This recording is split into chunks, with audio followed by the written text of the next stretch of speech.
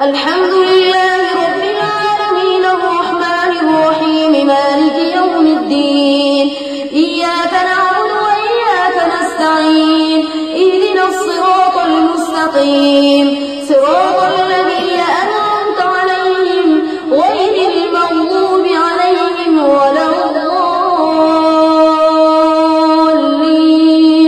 يا أيها الذين آمنوا لا تقولوا راعنا وقولوا انظرنا واسمعوا وللكافرين عذاب أليم ما يود الذين كفروا من أهل الكتاب ولا المشركين أن ينزل عليكم من خير من ربكم والله يختص برحمته من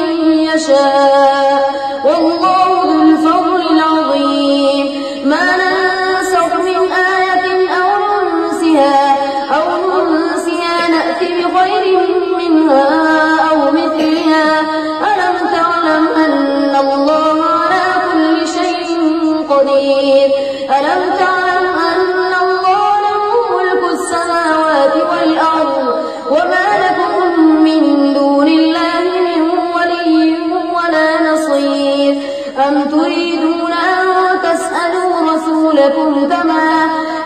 سئل موسى من قبل ومن يتبدل الكفر بالإيمان فقد ضل سواء السبيل ود كثير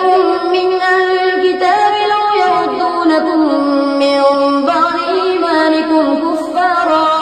حسدا من عند أنفسهم من بعد ما تبين لهم الحق فاعفوا واصفحوا حتى يأتي الله بأمره إن الله على كل شيء قدير وأقيموا الصلاة وآتوا الزكاة وما تقدموا لأنفسكم من خير تجدوه عند الله إن الله بما تعملون بصير وقالوا لن يدخل الجنة إلا من كان هودا